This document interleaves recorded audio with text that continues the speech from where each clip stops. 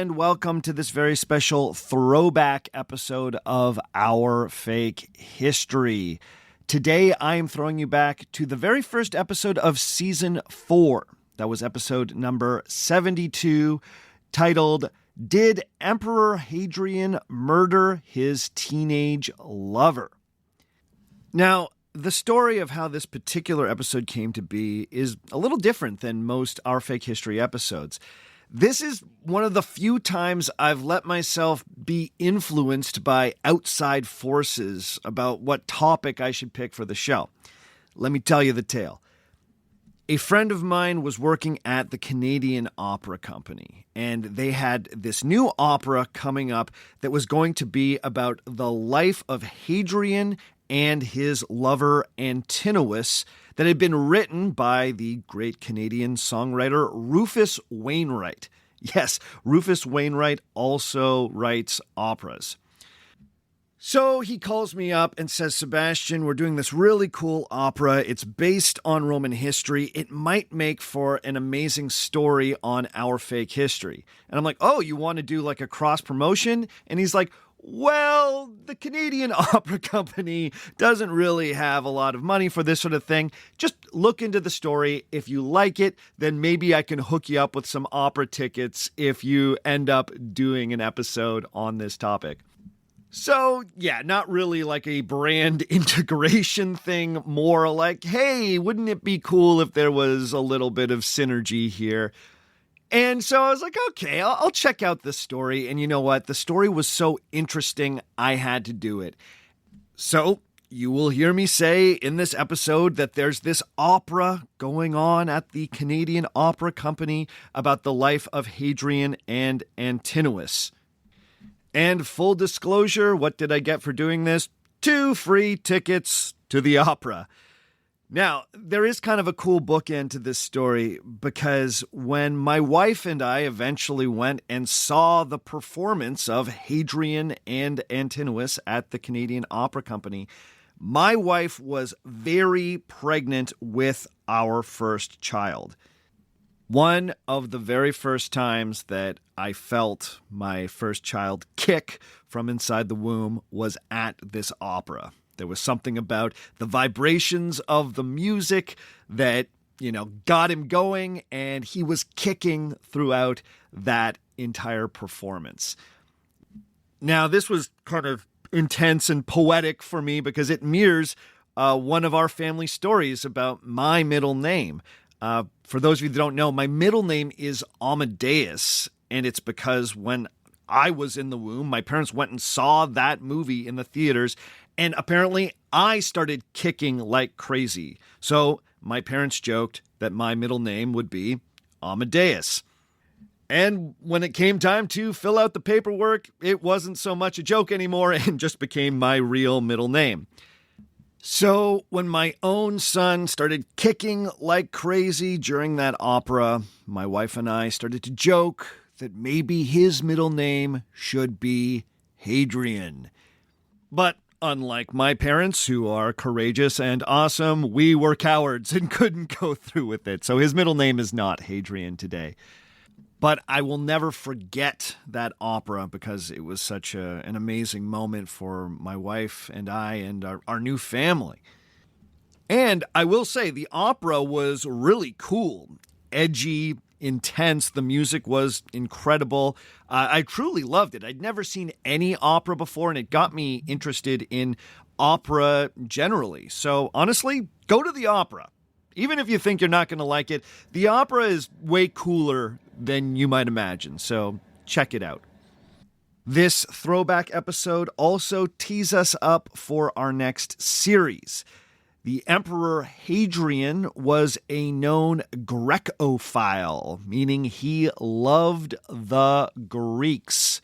Well, we love the Greeks as well here on Our Fake History, and our next series will be dealing with some of the most mythological elements of Greek history, specifically something called the Spartan Mirage.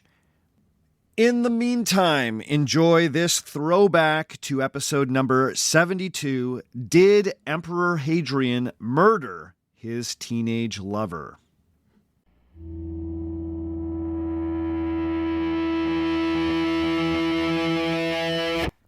In the year 130 AD, the Roman Empire was approaching the peak of its power and influence. The Mediterranean Sea was little more than a Roman lake, and even Rome's most fierce civilizational rivals had been humbled before the power of the legions.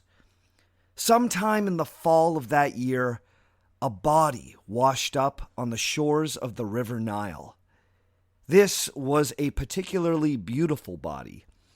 It was the body of a young man who would soon be worshipped as a god.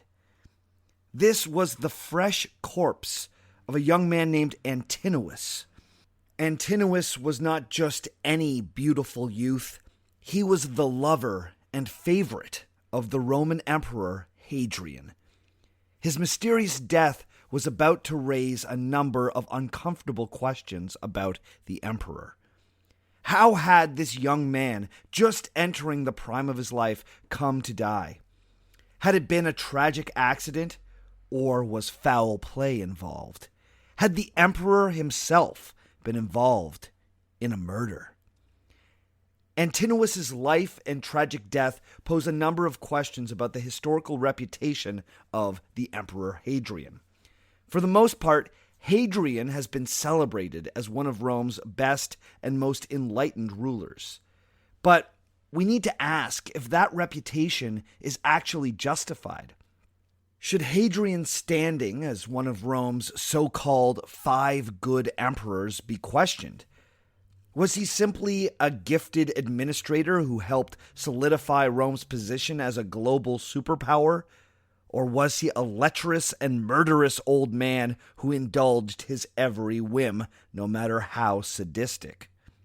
Should we rank Hadrian with Augustus and Trajan as one of the best Roman emperors? Or should he instead be lumped in with Caligula and Nero as one of the most debased? Hadrian's complex and often mysterious relationship with the teenager named Antinous is at the heart of this historical debate. Should we give Hadrian the benefit of the doubt, or is it time that he gets taken down a few pegs when we start ranking our Romans? Let's find out today on the first episode of Season 4 of Our Fake History.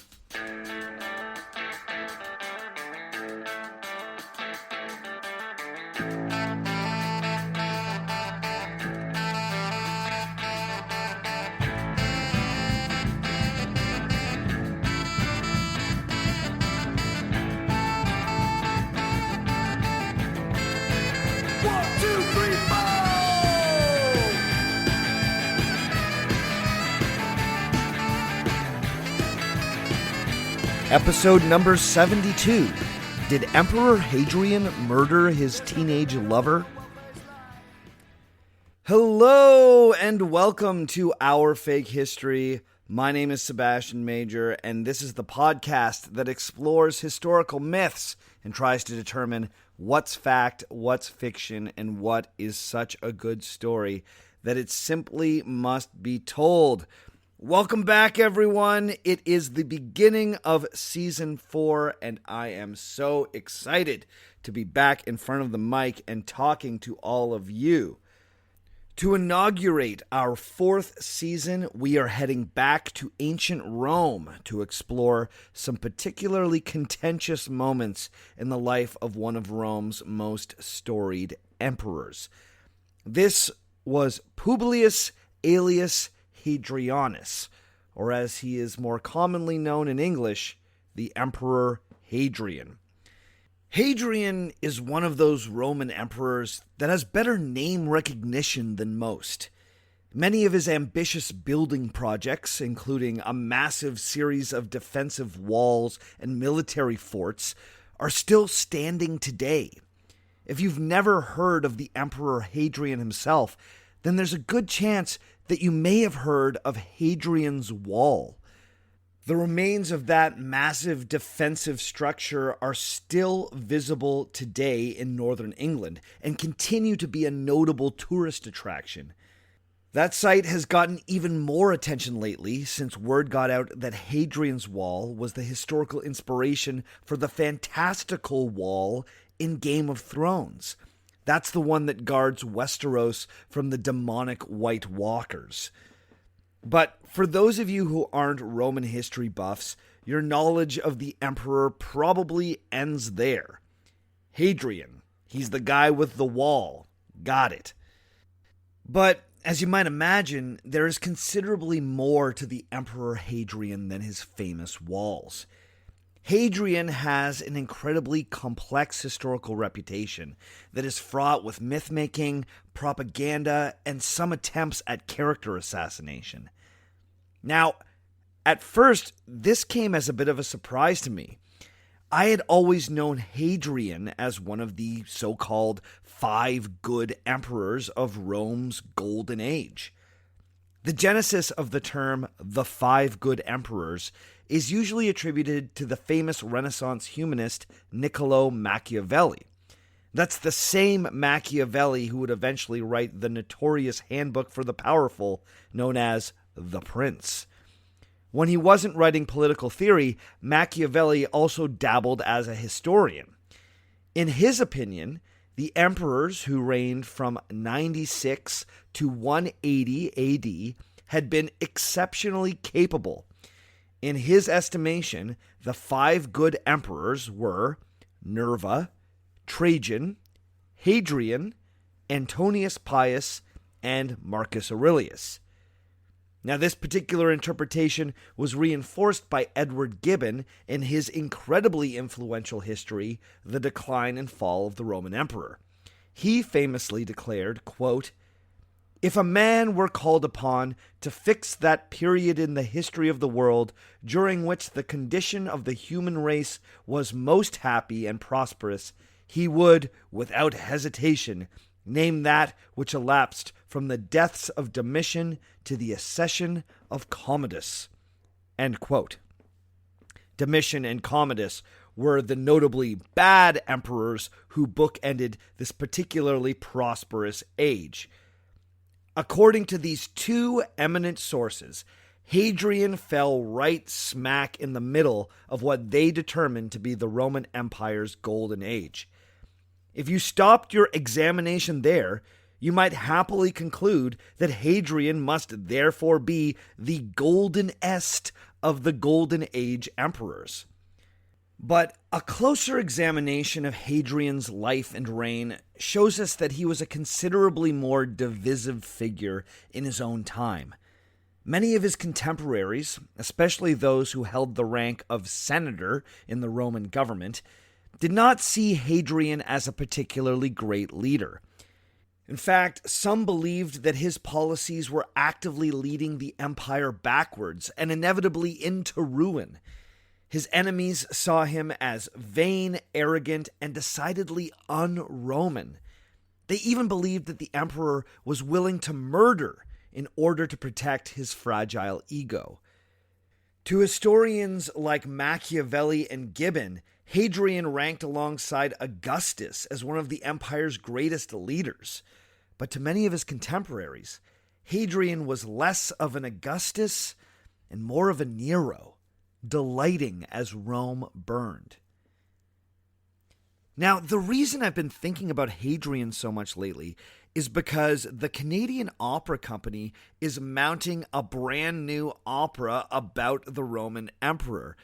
The music was all written by the great Canadian singer and songwriter Rufus Wainwright, and the libretto comes from the great Canadian playwright Daniel McIver. So this is going to be pretty cool. I'm actually fascinated to see how this opera takes on the life of Hadrian. After all the research I've done, I'm still not sure what to make of the guy. If you're going to be in Toronto in the next few months, that's October, November of 2018, and you're curious about this opera, then listen to the end of the show and I'll tell you more about it. I think it sounds pretty cool. Anyway, what should we believe about this particular Roman emperor? Does Hadrian deserve his reputation as one of the 5 good emperors, or should his status be downgraded? Well, There are many ways we could go about answering that question. Hadrian had a long and storied reign that could easily make for a huge series of podcasts. But for this one, I'm going to be a little less exhaustive than I have been in the past. Instead, I want to focus on a few particularly contentious moments in Hadrian's life. Specifically, those moments that are fraught with speculation and fake history. In particular, I want to examine the emperor's relationship with the young Antinous and see what we can conclude about the youth's mysterious death. To do this right, we need to discuss Hadrian's sexuality. So, a small warning for what's coming up ahead. There will be a very frank discussion of Hadrian's sex life. So if you're listening with a younger person who may not be ready for a very, let's call it, real take on ancient sexuality, then perhaps they should not listen to this one. Sorry, the first one back's got to come with a caveat, but that's how it goes. So listener discretion is advised. All right, so was this quote-unquote good emperor actually capable of cold-blooded murder? Before we can answer that question, let's first get some background on Hadrian and understand who he was and how he ruled.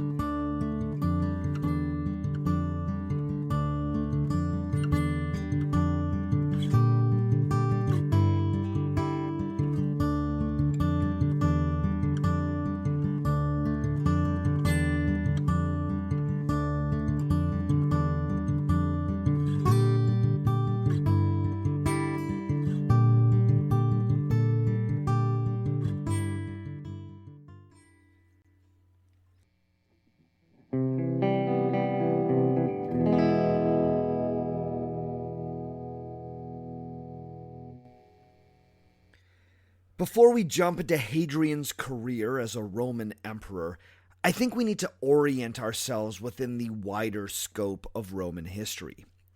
Hadrian became emperor in the year 117 AD, but where exactly was the Roman Empire at that point in history? Well, in 117, Rome was deep in the imperial phase of its existence. The Roman Republic had more or less been destroyed nearly 150 years earlier when Augustus Caesar emerged victorious from the civil wars and established the position of emperor.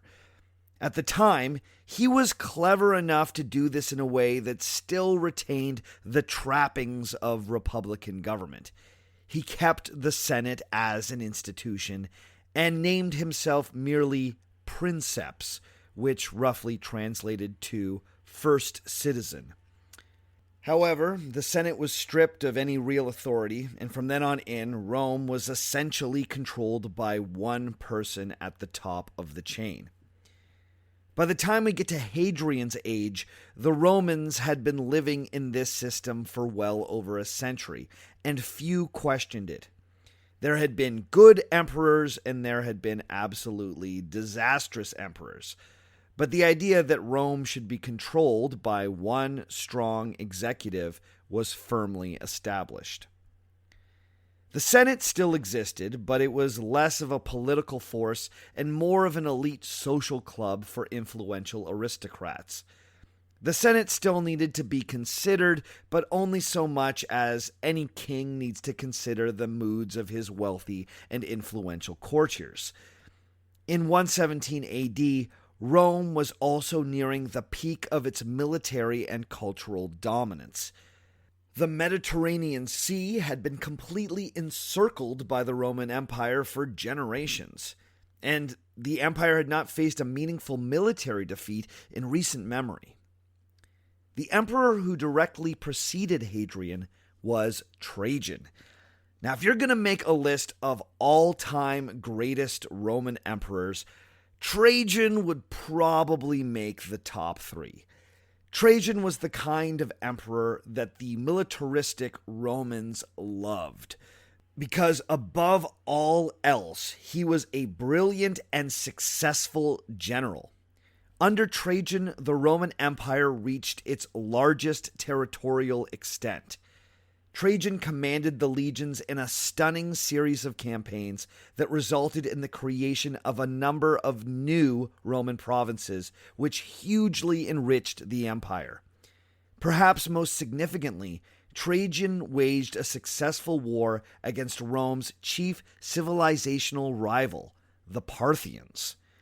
By the time he was done, Trajan had sacked the Parthian capital, dethroned the king, and had annexed both Mesopotamia and Armenia. Up until that point, the Romans had a pretty sketchy record when trying to invade Parthian territory. But Trajan had done it.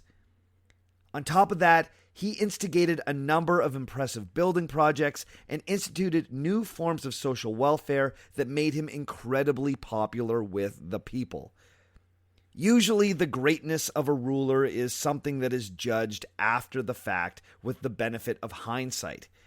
But in Trajan's case, even his contemporaries knew that the guy was the best. The Senate even invented a new honorific title for him, Princeps Optimus. That basically translates to the best ruler. After Trajan's awe-inspiring turn as emperor, all future emperors would be sworn in with a blessing that translated to, quote, "May you be luckier than Augustus and better than Trajan," end quote. All of this is to say that our boy, Hadrian, had a pretty tough act to follow. In the eyes of his contemporaries, he would never quite live up to Trajan. But to be fair, it's hard to be better than the best. Hadrian's glowing historical reputation is something that was established much later by historians. During his lifetime, there were many that saw his reign as a massive step backwards after Trajan's thoroughly impressive 20-year run. Hadrian was related to Trajan only distantly. Trajan was technically Hadrian's father's first cousin, but both men had been born and raised in the city of Italica in Roman-ruled Spain. This was notable because it meant that both Trajan and Hadrian were seen as rough provincials by the snobby Roman elite. One of Hadrian's later biographers would try and claim that Hadrian was born in Rome while his parents were visiting on vacation, but most historians now see that as a bit of revisionism in order to make Hadrian sound like he had better pedigree. Apparently, the Romans used to make fun of Hadrian's accent when he first entered public life. That's tough. As Trajan's star rose both as a military man and as a Roman politician, he saw to it that his younger male relative was properly educated and groomed for a life among Rome's ruling class.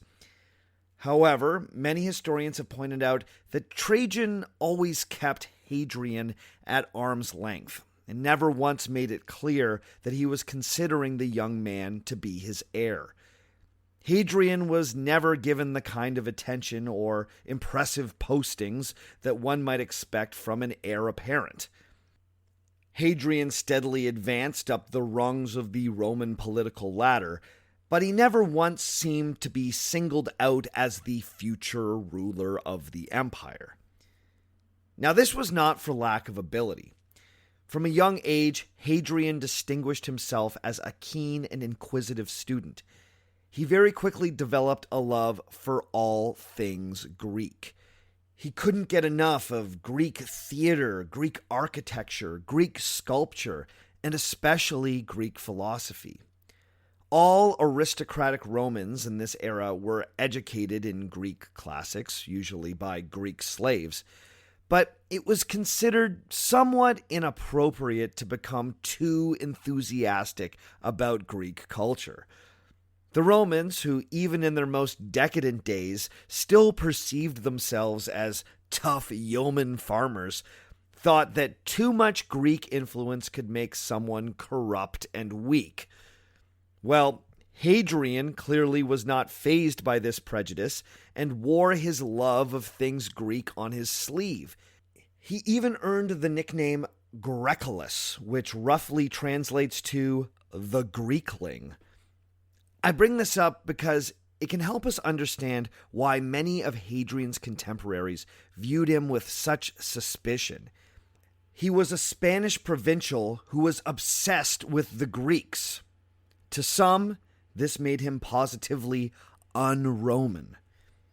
Hadrian's somewhat surprising ascension to the office of emperor was also viewed with some serious suspicion, and sometimes even contempt by his contemporaries. In this era, it became common for emperors to not simply pass on the title to their oldest son, but instead to choose a capable man from among the ranks of the aristocracy and formally adopt that person as their son and heir. This custom of adopting a capable person and making them the emperor is what many historians think made this period so prosperous. The emperor's kids weren't just getting the job by virtue of being related to the top guy. Some capable person would be singled out, and then a formal adoption would take place. Trajan had become emperor after he had been adopted by Nerva. But Trajan, on the other hand, had been much more cagey about who would succeed him. If you adopted someone too soon in your reign, it could look like you were abdicating early. However, if you waited too long to make your successor known, then you could potentially plunge the empire into civil war as powerful aristocrats and military commanders fought for their right to wear the purple. What's interesting is that it was not ever clear that Trajan wanted Hadrian to be his successor. But it does seem very clear that Trajan's wife Plotina very much favored Hadrian. There's some debate on this, but many historians have argued that Plotina was hugely instrumental in Hadrian's rise to power. She may have even been behind his political marriage to Trajan's grandniece named Vibia Sabina. This marriage was famously unhappy for reasons we will be getting into in a few moments. Plotina seems to have orchestrated it in order to make Hadrian a better candidate to be Trajan's successor. If Hadrian was married to a member of Trajan's family, then their familiar ties were even closer, and he looked like a more likely heir.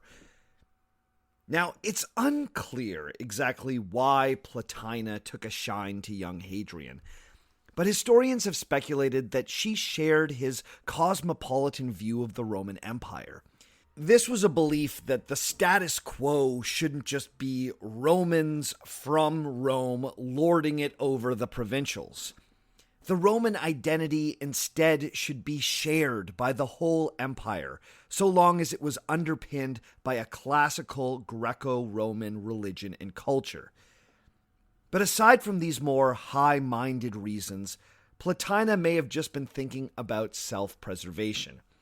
If Hadrian was emperor, then her family and other Spanish Roman elites would remain at the top of the heap. When it comes to Trajan's death and Hadrian's succession, our sources tell two very different stories. According to the Historia Augusta, the official history approved by the emperors, Trajan had picked Hadrian as his successor years before his death and had even sealed the promise by giving Hadrian a ring that had once been given to him by the Emperor Nerva. However, the Historia Augusta always needs to be taken with a grain of salt, as it's essentially a form of state propaganda meant to legitimize the office of emperor. That doesn't mean it's always lying, just that it comes with a huge bias.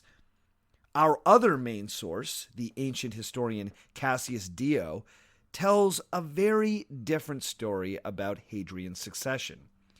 According to Dio, Trajan never officially adopted Hadrian, not even on his deathbed. Dio tells us that the entire adoption was orchestrated by Plotina. According to Dio, Plotina kept Trajan's death secret for a number of days after he died. She even went so far as to hire an actor to portray him while she hatched her plot. After Hadrian was dead, she drew up the official adoption papers and then signed them herself. So if we accept this account, then that means that Trajan maybe never wanted Hadrian to be the emperor, and Hadrian's succession was basically a usurpation. Dio goes on to tell us that the linchpin of Plotina's whole plan was to make sure that Hadrian got the news of Trajan's death before anyone else. Now, at the time, Hadrian was acting as the governor of Syria and was commanding the legions of the Eastern Empire.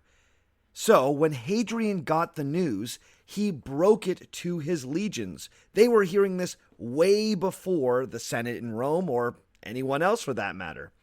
Once they heard that Trajan had died, the legions then spontaneously hailed Hadrian as the new emperor.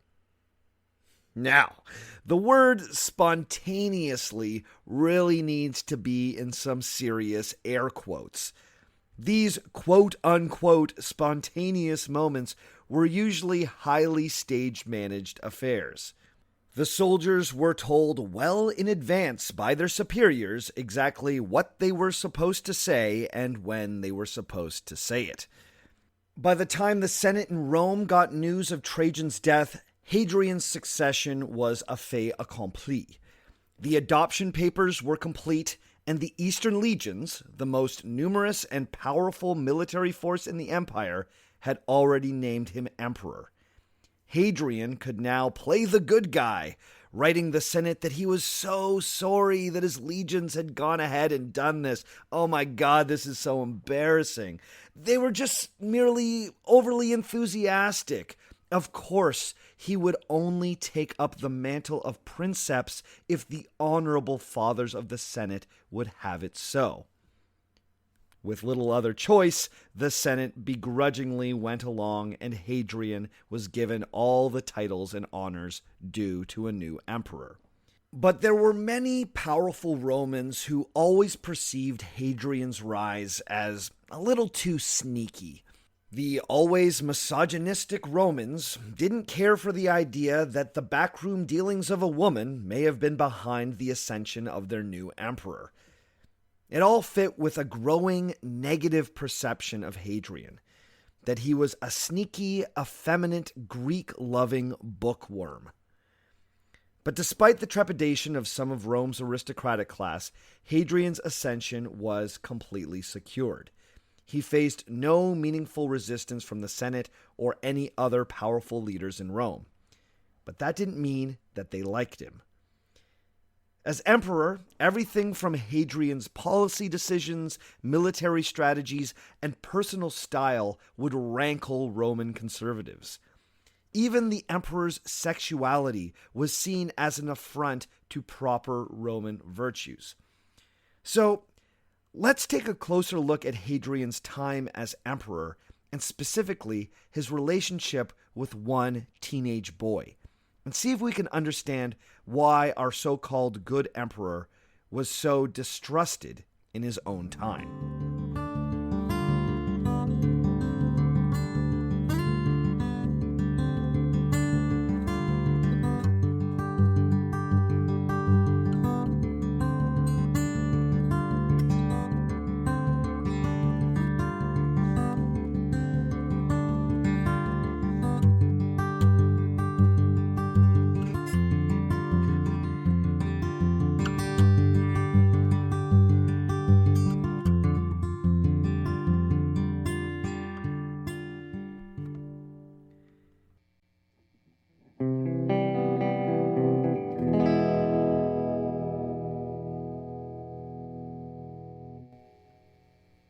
As the emperor of Rome, Hadrian was a bit of a maverick.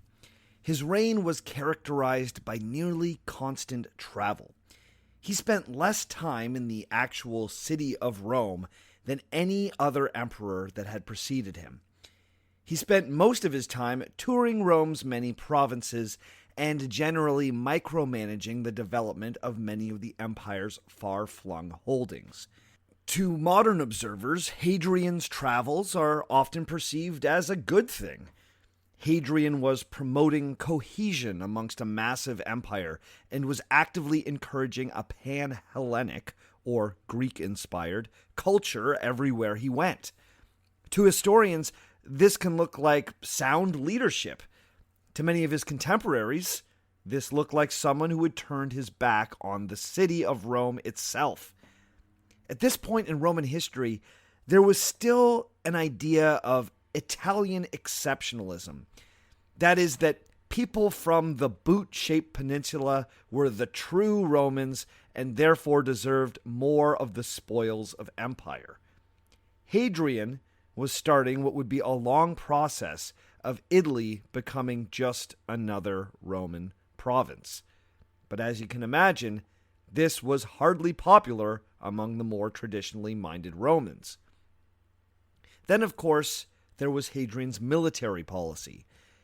Hadrian believed that Trajan's aggressive expansion of Rome's borders had stretched the empire too thin. So he did the enormously unpopular thing and ordered Rome's legions to pull back to more easily defensible positions. This meant abandoning many of the gains made against the Parthians in Mesopotamia, gains that were a particular source of pride for the Romans. This was part of an empire-wide policy of what some have called an aggressive defense. Anywhere it seemed like the legions had been pushed too far, Hadrian had them pull back and start building new fortifications. At his direction, a massive series of walls and forts were built across the empire. These were intended to properly demarcate Rome's borders and make the empire that much easier to defend. Hadrian's Wall in northern Britain is just one example of a myriad of similar defensive structures that popped up around the empire during Hadrian's reign. So, as much as those northern Celtic tribes were fierce, the wall was not just for them. This military policy, which historians often look at as sensible and potentially empire-saving, was viewed as cowardly and positively un-Roman by many of Hadrian's contemporaries. Rome was supposed to be constantly expanding. Romans didn't pull back. One of the most interesting explanations for why the Romans hated this policy that I've ever heard comes from Mike Duncan's History of Rome podcast. If you haven't checked that out, it's an absolute classic of history podcasting. Mike Duncan pointed out that the Romans worshipped an obscure god named Terminus, who was basically a god of boundaries. In Roman mythology, when Terminus set a new boundary, not even Jupiter himself could move it. When Rome set a new border, that boundary was thought to be set by Terminus and could not be moved. But here comes Hadrian, a mere mortal, picking up Terminus's boundary and moving it back. So, this may have been seen not only as cowardly, but also as deeply unpious. This was an affront to the gods. Thanks, Mike Duncan. I like that take. Now, even Hadrian's personal fashion sense seemed to be a challenge to traditional Roman sensibilities. Hadrian was the first Roman emperor to grow a beard. Now, this probably doesn't sound like a big deal, but you have to remember that Roman aristocrats had sported a distinctive clean-shaven look for centuries. Caesar did not have a beard. Hadrian's choice to grow a beard could have been perceived as yet another jab at conservative Romans. But most historians don't necessarily see it that way. Some believe that Hadrian grew the beard in emulation of his Greek philosopher heroes, or perhaps as a way to connect with rank-and-file soldiers who often wore beards. Or perhaps it was simply to hide a pockmarked face. Most historians don't believe that he was doing this just to annoy conservative Roman senators. Nevertheless, a bearded face represented a break with tradition, and breaking with tradition was becoming a hallmark of Hadrian's reign. But perhaps just as scandalous as Hadrian's bearded face was his sexuality. Hadrian was homosexual and seemed to have a particular attraction to teenage boys. Now, before we dive into this, I think we need to get some context on sexuality in the ancient world. As we've explored in past episodes, homosexuality in the ancient and medieval worlds was not associated with a psychological or social identity the way it has been in modern times. In ancient times, homosexual relationships were extremely common, but being quote-unquote gay wasn't really an identity. In Roman society, bisexuality was quite normal among the upper classes especially. As we've seen in past episodes, famous Romans like Julius Caesar, Mark Antony, and Nero were all known to have both male and female lovers. For the pagan Romans, there was nothing immoral about homosexual sex. Unless, of course, you were the passive partner in the exchange. There was absolutely nothing wrong with penetrating, but being penetrated, on the other hand, was seen as shameful for a man. In ancient Rome, if there was a nasty sexual rumor about you, it was usually that you had allowed yourself to be penetrated. There was nothing wrong with same-sex couplings so long as you were on what was considered to be the correct end of things. In Rome, there was also the social convention that your homosexual relationships remained somewhat discreet, and you presented as predominantly hetero in public. Hadrian apparently had little time for this. His political marriage to Sabina was famously unhappy and never produced any children. There's even a chance that their marriage went completely unconsummated. Such was Hadrian's total distaste for heterosexual sex. As Hadrian settled into his role as emperor, he became less concerned with presenting as adequately interested in female companionship. He simply stopped hiding his relationships with other men and teenage boys, and in fact, started celebrating them. Even for the permissive Romans, this was seen as pushing the boundaries of what was acceptable. Now, to most open-minded people in 2018, the fact that Hadrian was gay and was having relationships with other men isn't really an issue. But what rankles the modern observer was that he was having relationships with people that we would consider to be underage. This is understandably a huge taboo in our society, and rightfully so. I really don't want anyone coming away from this episode thinking I'm somehow advocating for relationships with young teenagers. My career as a teacher would be over. But it's important that we understand that the ancients had a very different understanding of these types of relationships, especially the Greeks. In ancient Greece, there was a type of institutionalized pederasty among the upper classes. It was common for an older man, usually in his 30s or 40s, to have a relationship with a young teenage boy who was between the ages of 13 and 17. This was both a sexual relationship as well as a type of mentorship. The older partner was expected to see to his younger partner's education and help him develop into a functional member of the upper crust. Obviously, this seems completely wrong by modern standards, but in the ancient world, it was a thing. Hopefully, this helps put Hadrian's relationships into some sort of context. To the Romans, his relationships weren't considered criminal or even without precedent. They just seemed overly Greek. Just like everything else about the emperor, all of his tastes were just a touch too Greek for the Romans. This finally brings us to Antinous, Hadrian's most famous teenage lover. When we factor Antinous into the equation, what should we think about Hadrian?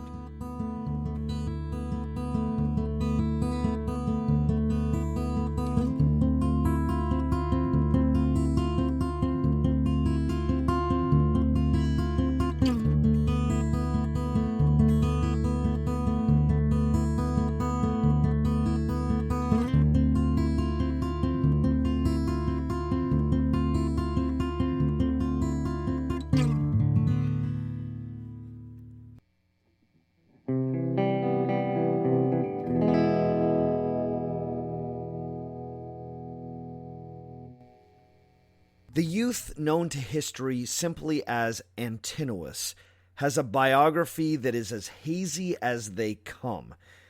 Perhaps the best reconstruction of Antinous' story comes from the historian Royston Lambert in his book Beloved and God, The Story of Hadrian and Antinous. Lambert's conclusions have really guided me in this podcast, so if you want to go deeper, then that's not a bad place to start. As far as we can tell, Antinous was born in the Roman province of Bithynia in what is today Turkey, sometime around 110 AD. He appears to have been the son of poor but freeborn ethnically Greek provincials. Despite the insistence of later accounts, Lambert and other historians believe that Antinous was not a slave, but instead just very poor. He first met the Emperor Hadrian in 123 AD, when he would have been around 13 years old, and the Emperor would have been around 48. He was most likely presented to the Emperor as a beautiful youth worthy of his attention and affection. When you're a Roman emperor, people just kinda hook that stuff up for you. Now, while it's likely that their sexual relationship began right away, Lambert believes that it may not have. Hadrian had Antinous sent to Italy, where the young man was to be educated. It was sometime within the next few years, when Hadrian eventually returned to the peninsula, that Antinous became his favorite. Hadrian seems to have been taken not only by the boy's physical appearance, but also his intelligence and a wisdom that was said to be well beyond his years. We do know that when Hadrian departed again for Greece in 124, Antinous was with him and part of his personal retinue. This is when Hadrian's infatuation with the young man really began. According to Lambert, Hadrian would become exceedingly isolated and lonely as his reign progressed. As strange as it may sound, this teenage boy seems to have been one of the few people who actually connected with Hadrian on a personal and emotional level. Lambert would write this about their relationship, quote, "The way Hadrian took the boy on his travels, kept close to him at moments of spiritual, moral, or physical exaltation, and, after his death, surrounded himself with his images, shows an obsessive craving for his presence, a mystical, religious need for his companionship." End quote. Antinous would become one of Hadrian's most essential travel companions. As I mentioned earlier, the Romans would have viewed this relationship not as sinful, but as a little indulgent and far too Greek. Even in Greece, where relationships such as these were more socially acceptable, discretion was always key. One was not supposed to openly flaunt or advertise their sexual relationship with a younger man. You had to be cool about it. The Emperor Hadrian, on the other hand, was putting it right out there and was actively publicizing his and Antinous' adventures together.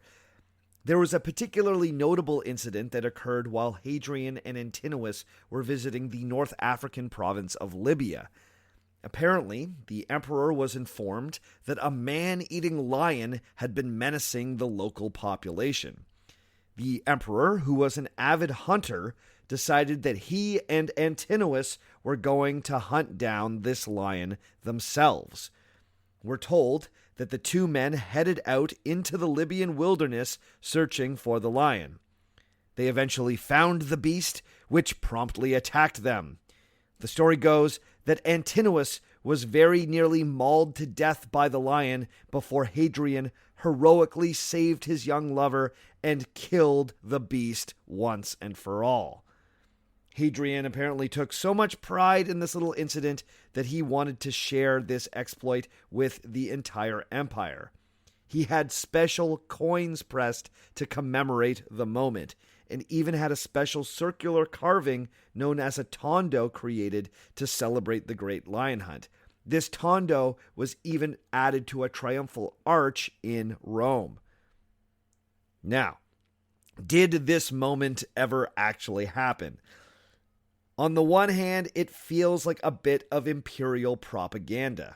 Emperor kills lion single-handedly. Kind of reminds me of a Vladimir Putin bare-chested on a horse.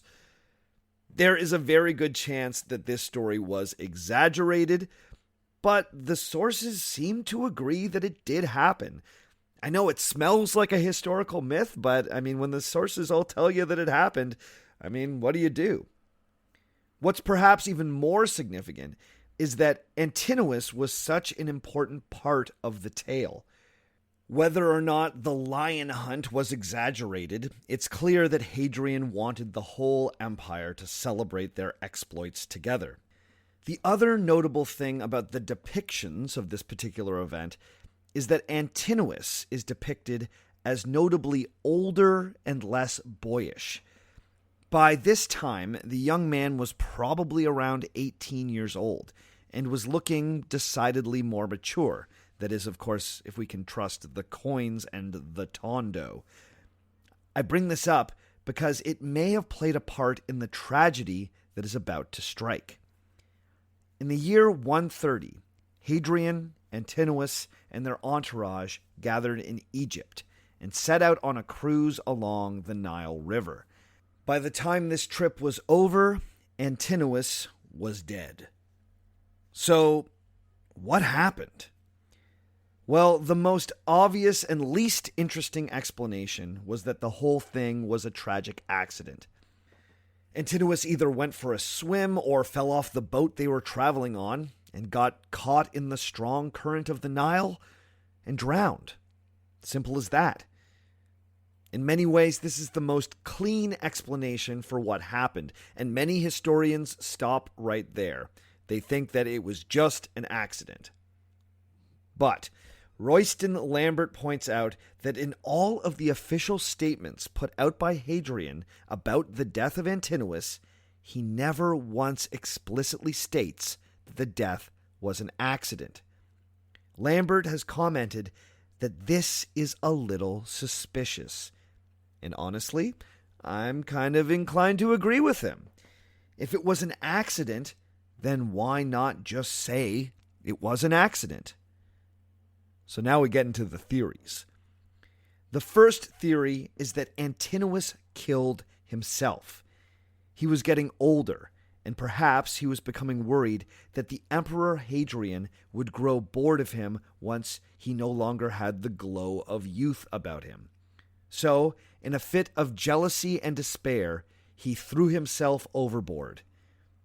This theory is supported by the fact that a new teenage aristocrat named Lucius had joined the entourage.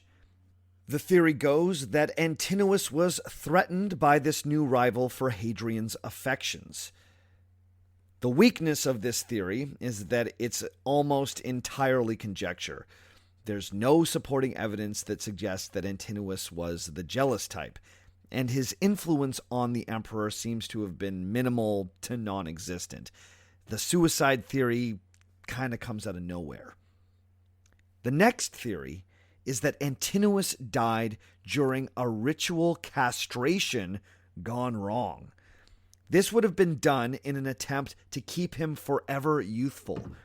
Perhaps the procedure was botched and the unfortunate Antinous died. This one is interesting, but the problem with it is Antinous' age. By this point, he was probably 18 and on the other side of puberty. As such, the castration would not have achieved its intended purpose. So, why even do it? The final theory, and perhaps the most interesting, was first popularized by the historian Cassius Dio, some 80 years after the fact. As we've seen, Dio was a bit of a Hadrian skeptic. Now, he reports that Antinous died as the result of an elaborate human sacrifice ritual. The story goes that Hadrian had been dealing with health issues in the months leading up to the trip through Egypt.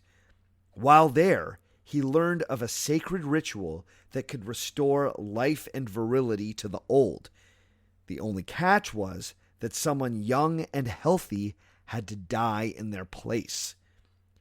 In some tellings, Hadrian forced Antinous to sacrifice himself.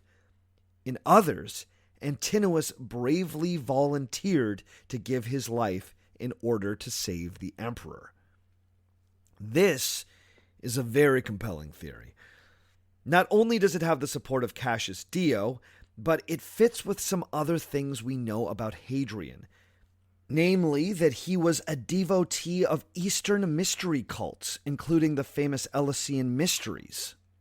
But, and there is a big but here, Hadrian also famously abhorred the practice of human sacrifice and worked hard to have it snuffed out across the empire. So, there really is no clear answer. I personally like the last theory, but there's also a part of me that kind of knows that Antinous probably just drowned. But I could believe that Hadrian could be talked into just one human sacrifice if he believed it was for the greater good of the empire. After all, if Antinous' death was an accident, then why not say so? What isn't ambiguous was Hadrian's reaction to the death of his young lover. He grieved loudly and publicly. Multiple sources speak of him weeping uncontrollably. And then, almost immediately, he has Antinous made a god. While he was still in Egypt, he had the Egyptian priests make Antinous part of the cult of Osiris. Hadrian had a new temple city founded at the site of Antinous' death and named it, what else? Antinopolis. Upon returning to Rome, he had the Senate officially deify the young man. Antinous would become the patron deity for youthful beauty. And amazingly, his cult really caught on, especially in the Eastern Empire. Statues to the deified Antinous sprouted up across the Roman world, and he was worshipped as a love god. At one point, his cult even rivaled in popularity the rising religion based around some crucified Judean carpenter. Antinous became a myth. Did Hadrian deify the young man simply out of grief and a sense of loss? Or did he do it because he felt responsible for his death? Again, there's no way to know for sure. In my mind, the narrative that Antinous sacrificed himself for the emperor makes for the neatest arithmetic. But human beings are endlessly complicated. If I've learned nothing else from this podcast, it's that just because something makes a nice and neat story does not necessarily mean that it's true. So, in the end, how should we judge the Emperor Hadrian? Was he a good emperor or a bad emperor? An admirable patron of the classical world or a murderous pedophile? He may have been all of these things in turns. It all depends upon which metric you use to judge him. To many of his contemporaries and to ancient historians like Cassius Dio, he was an okay emperor with somewhat scandalous personal tastes. His rise to power, love of all things Greek, distaste for the eternal city, defensive foreign policy, and overly public homosexuality made him, well, maybe not evil like Nero or Caligula, but weird to the ancient Romans. On the other hand, Renaissance and Enlightenment era historians like Machiavelli and Gibbon saw him as unambiguously great. These historians saw the health of empire as the highest good. In Hadrian, they saw an intelligent, philosophically minded man who made unpopular but ultimately good choices for the empire. To them, he was a philosopher king and a bit of a Renaissance man. He kept the empire strong and ensured that its golden age would last until the end of the century. He ruled well, and for them, that made him a quote-unquote good emperor, if not one of the best. But how about us, sitting here in 2018? How should we feel about Hadrian? Can we judge an ancient person by the standards of our own time? Or should we judge them in the context of their particular historical era? Hadrian is challenging no matter how you slice that cake. If we use ancient standards, then he was bad because he moved Terminus's boundary and his homosexuality wasn't the right kind of homosexuality. But of course, that doesn't feel quite right. If we use modern standards, then he was a pedophile. Plain and simple. He liked sleeping with young teenagers.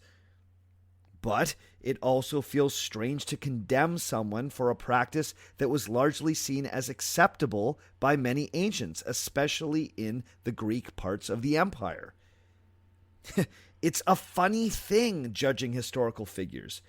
We often don't end up judging them by the standards of either our time or their own time. Hadrian is only good if you take the long view of history and subtract what the naysayers of his day said about him.